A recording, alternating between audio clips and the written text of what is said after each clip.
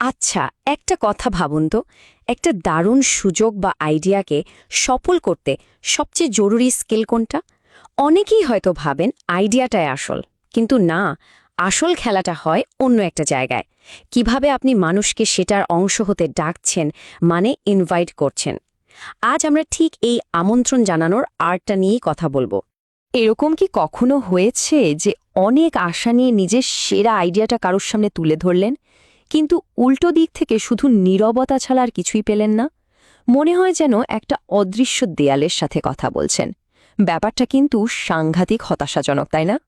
মজার ব্যাপার কি জানেন, বেশিরভাগ সময়ে সমস্যাটা কিন্তু আপনার সুযোগ বা আইডিয়াতে থাকে না। আসল সমস্যাটা থাকে আপনার আমন্ত্রণ জানানোর পদ্ধতিতে।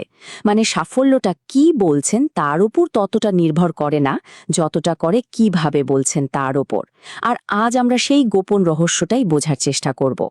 তো চলুন সরাসরি আসল কথায় আসি। এই আমন্ত্রণ জানানোর শিল্পটা বুঝতে হলে সবার আগে আমাদের মাইন্ডসেটটা একটু বদলাতে হবে। আমন্ত্রণ বলতে আমরা এতদিন যা বুঝতাম প্রফেশনাল জগতে, সেটার মানে কিন্তু একদমই আলাদা।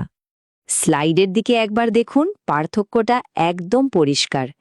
একদিকে আছে অপেশাদার আমন্ত্রণ, ধরুন একটা বিয়ের দাওয়াত, এটা পুরোপুরি ব্যক্তিগত সম্পর্ক ভিত্তিক।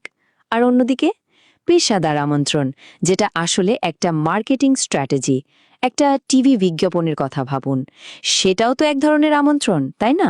আপনাকে কিছু একটা কেনার জন্য ডাকছে, কিন্তু অনেক কৌশল করে, অনেক ভেবেচিন্তে। ব্যাপারটাকে আর একটু সহজ করে বলি, গ্রামীণ ফোনের সেই বিখ্যাত বিজ্ঞাপনটার কথা মনে আছে? একটা ছোট্ট মেয়ে বোতলে করে চিঠি ভাসাচ্ছে, কারণ বাবার সাথে কথা বলার কোনো উপায় নেই। দেখুন, বিজ্ঞাপনটা কিন্তু শুরুতেই বলেনি আমাদের সিম কিনুন।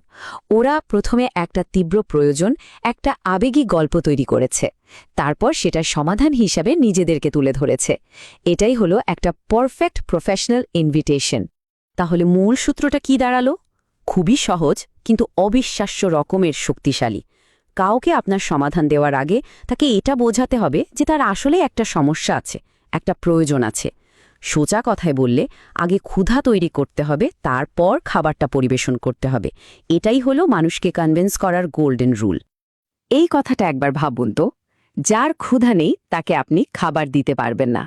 আপনার সুযোগটা যতই দারুণ হোক না কেন, যার কাছে সেটার কোনো প্রয়োজনই নেই, তার কাছে সেটার কানাকড়িও মূল্য নেই।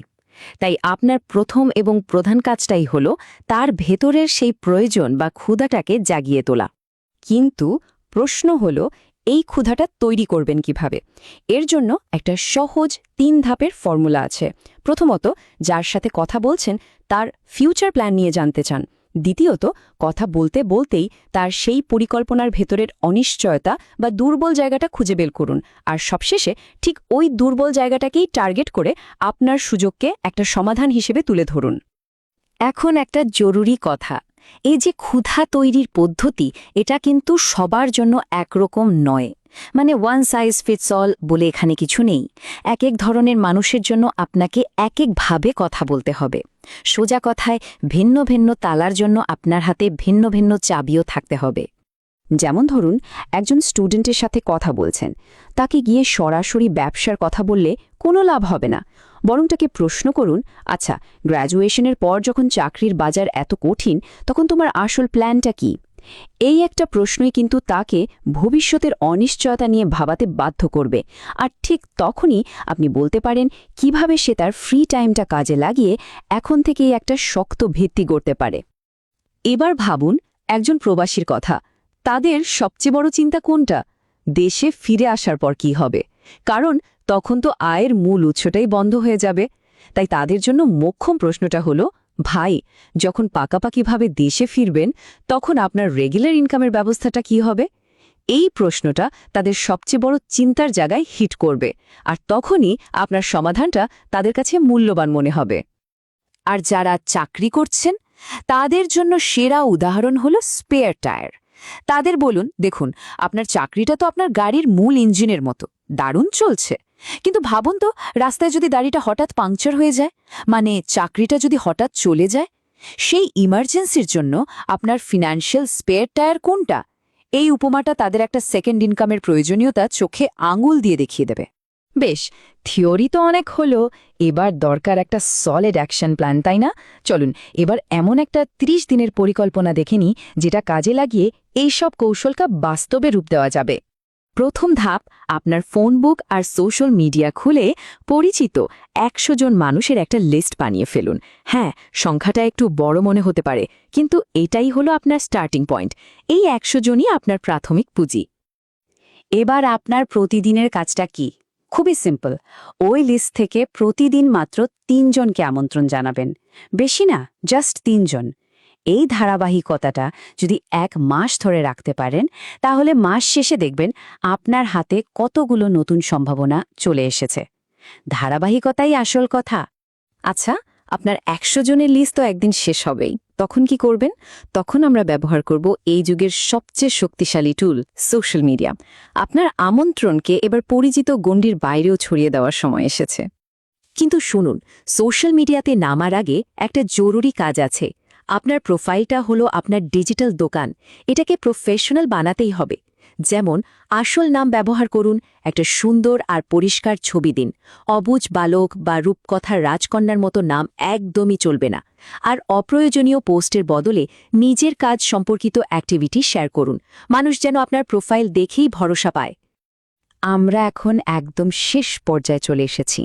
আর এতক্ষণ যা যা বললাম, তার থেকেও জরুরি একটা ফাইনাল নিয়ম এখন বলবো। একটু মনোযোগ দিয়ে শুনবেন, কারণ এটাই হয়তো সবকিছু বদলে দেবে। আসল সত্যিটা হলো, মানুষ কোনো কোম্পানিতে বা কোনো সুযোগে জয়েন করে না। তারা জয়েন করে একজন মানুষকে, যাকে তারা বিশ্বাস করতে পারে, যার ওপর ভরসা করা যায়। মানে আপনার প্রোডাক্ট বা কোম্পানি নয়, আপনি হলেন আসল প্রোডাক্ট। আপনার বিশ্বাসযোগ্যতাই আপনার সবচেয়ে বড় সম্পদ।